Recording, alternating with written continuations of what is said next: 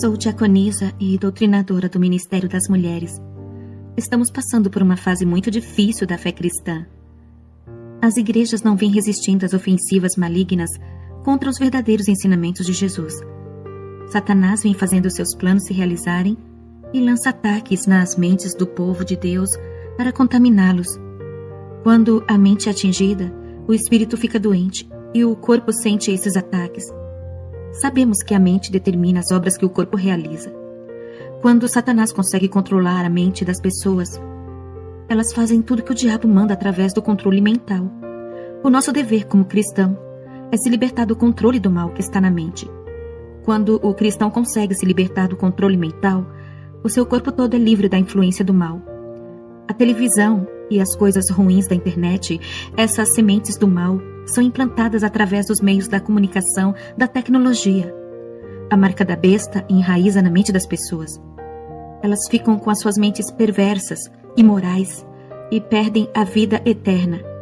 Filmes, seriados, desenhos, novelas lançam milhões de dardos malignos nas mentes. As mentiras da televisão são implantadas dentro da família. Essa tecnologia impede que tenha a mente de Cristo. Os lares que possuem a televisão são perturbados e não há paz. Casas que têm esse aparelho são infestadas de demônios. A igreja tem que renunciar a essa maldição para que a palavra venha converter a sua mente. Livre a mente da esfera maligna ou serão manipulados por essa tecnologia. Feche as portas da sua mente para a televisão. Feche os olhos para seus conteúdos. Tire a televisão do seu lar e terá o capacete da salvação que guarda do controle do mal. Faça isso e ficará livre das influências e das artimanhas do diabo. Essa foi a mensagem que Jesus mandou trazer à terra quando fui arrebatada. Quando me libertei da televisão, Jesus santificou minha mente. No meu lar, quando eu fecho os meus olhos, sinto uma presença forte. O meu corpo começa a tremer quando eu oro. Antes da minha libertação, eu não sentia Jesus, mas eu ouvia uma voz dizendo, faça um concerto. Eu insistia no pecado e sentia uma presença forte que me derrubava no chão. Falava em línguas e meu corpo era tomado. No outro dia, eu sentia a ira de Deus todas as vezes que subia no púlpito. Eu orava em casa dizendo, Senhor, eu sinto a sua presença, por que está irado comigo? E no meu quarto senti uma voz real, igual de uma pessoa. Parecia que tinha alguém no meu quarto. A voz disse, está em pecado, a sua mente é perversa. Tu és viciada na televisão e assiste tudo o que passa. Tire a maldição do seu lar para que eu opere em sua família. A presença que sentiste na igreja é de um espírito maligno.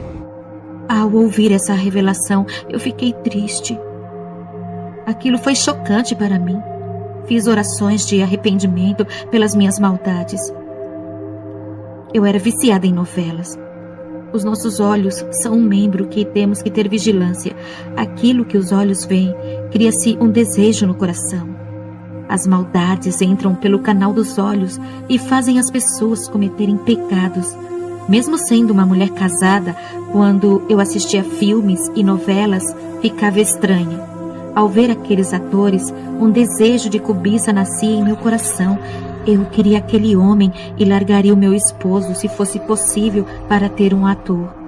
O meu esposo gostava de assistir os programas do final de semana. E nesses programas tem modelos e dançarinas seminuas.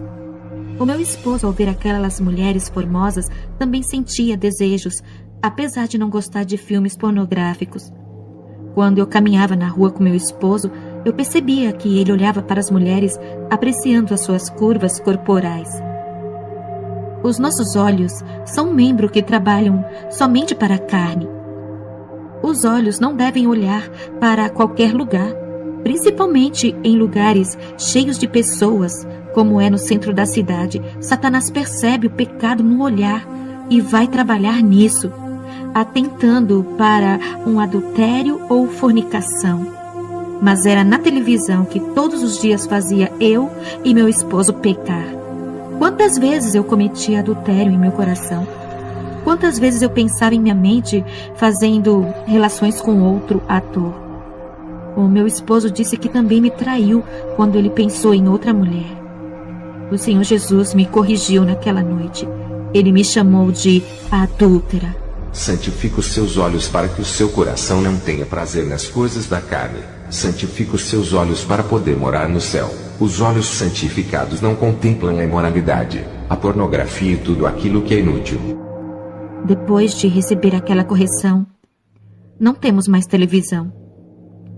Até nos dias de hoje estamos santificados, e quando santificamos os nossos olhos carnais, Jesus nos deu olhos espirituais. O meu esposo já não olha mais para as mulheres da rua. Ele desvia os olhos das mulheres sensuais quando está na cidade. Ele sente nojo por isso, que não olha. Na igreja, quando as mulheres sensuais se aproximavam dele, pensando que iriam seduzi-lo, ele as tratava como se fossem homens. A carne dele está morta por causa das orações. A gente não tem mais televisão, que foi uma grande barreira para o nosso crescimento espiritual. Satanás tem destruído muitas famílias através dos olhos. Os olhos de trevas condenam todo o corpo. Eu e o meu esposo temos cargos na igreja. Ele é evangelista e eu sou uma diaconisa. A gente envergonhava muito a Deus pela maneira que vivíamos em nossa casa. Depois daquela noite, eu e meu esposo nos convertemos de verdade. A mesma voz que eu ouvi na noite que marcou a minha vida, o meu esposo também ouviu. Em uma noite de campanha na minha igreja, o meu pastor chamou um missionário de outro país. Ele foi convidado a ministrar naquela noite. O Espírito Santo tocou em seu coração para ele falar de sua experiência de arrebatamento que mudou o seu ministério. Ele disse que a sua vida não foi mais a mesma. Ele ficou mais santo, passou a orar mais e cresceu espiritualmente. Ao ver seu testemunho com muita unção poderosa, tomou a minha vida e a vida do meu esposo. Voltei para minha casa e aquele desejo de ser arrebatada brotou em meu coração. Passei a fazer orações pedindo a Deus um arrebatamento de espírito. Esse era um segredo que pedi a Deus. Nem meu esposo sabia. Uma mulher evangelista usada pelo Espírito Santo disse: prepara em constante oração que o seu desejo será realizado. Fiquei orando por 2 anos, até que a profecia se cumpriu.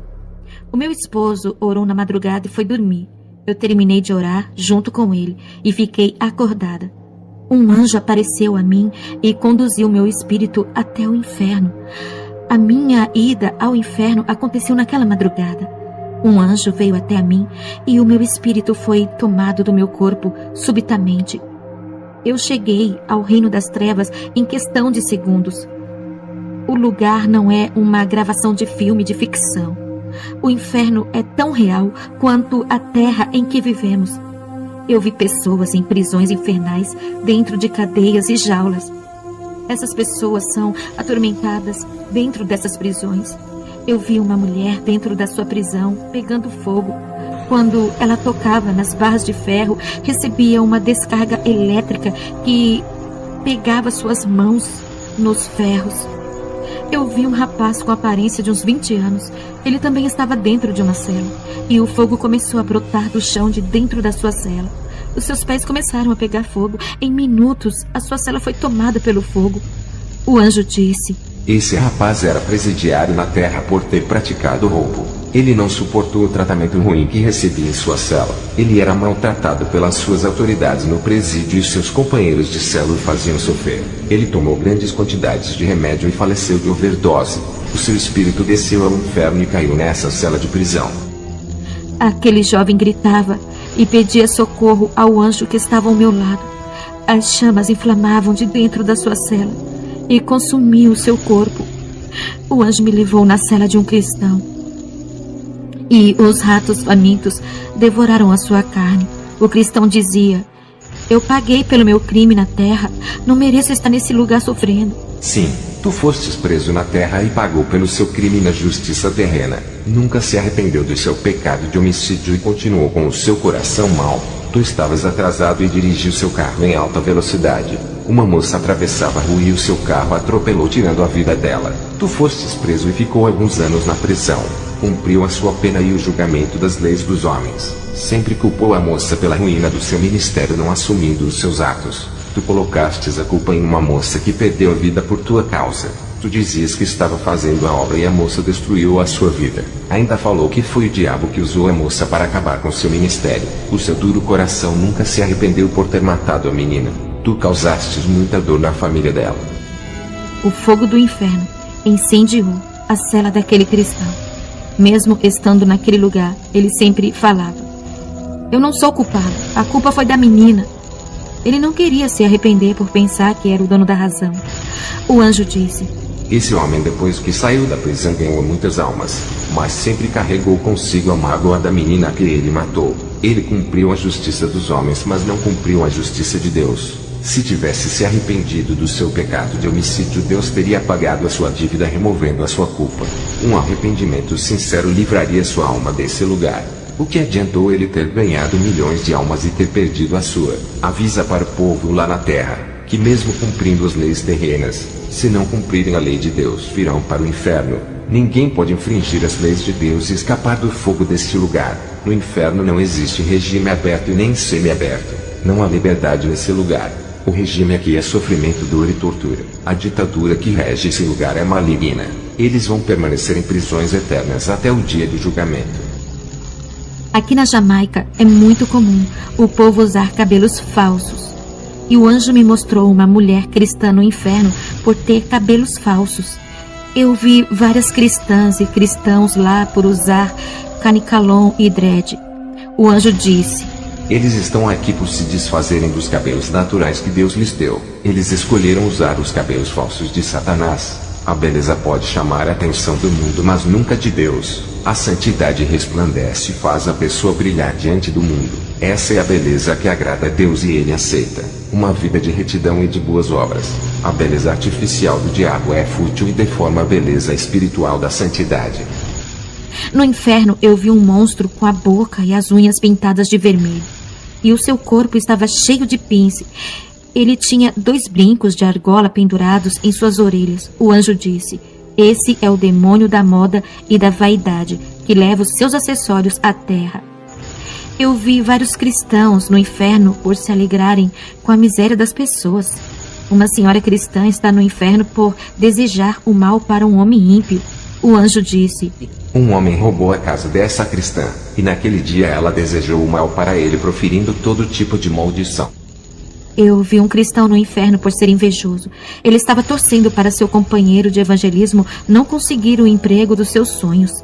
Ele não queria ver seu amigo realizar o seu sonho de ver seu amigo ter um salário 5 vezes maior que o seu. Também vi uma mulher cristã que não conseguia ter a sua casa própria, mas quando uma pessoa queria comprar uma casa própria, ela desejava do fundo do seu coração que as pessoas não conseguissem comprar suas casas. Ela dizia em seu coração: já que não posso ter uma casa, ela não pode ter também. A vida tem que ser justa. Eu vi uma cristã no inferno que desejava o marido da sua amiga do grupo de oração. Ela queria que eles se divorciassem.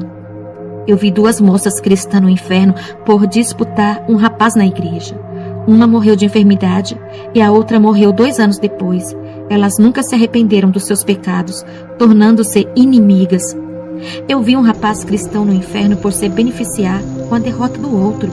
Ele trabalhava em uma empresa e queria ser gerente, mas não podia ocupar esse cargo. Esse rapaz consultou uma feiticeira e pediu para ela o cargo da gerência. A feiticeira respondeu: até que ponto está disposto a ir para alcançar os seus objetivos? E ele respondeu: até onde for preciso. A feiticeira pediu uma grande quantidade de dinheiro e disse: depois, não adianta voltar atrás. O que vai acontecer irá deixá-lo triste e a gerência será sua. Meses depois, o gerente morreu de uma enfermidade que a feiticeira lançou. O rapaz cristão assumiu a gerência e comprou uma linda casa. Um dia ele passou mal em sua casa e chegou morto no hospital. Ele está no inferno, arrependido pelas maldades que praticou. Ele era líder do grupo de jovens e o seu pastor não sabia das maldades ocultas que esse jovem praticou. A família desse jovem pensa que ele está no céu. A realidade da igreja moderna é diferente das antigas. Muitos são os membros de igreja e poucos são os convertidos. Aquele local foi o último vale do inferno que andei. O anjo me trouxe para a terra e quando estava em casa, o meu esposo ainda dormia. Essa foi a revelação do inferno que o anjo me passou. Que a paz de Deus e a comunhão do Espírito Santo, com a graça de Jesus, venha sobre cada um de vocês. Amém.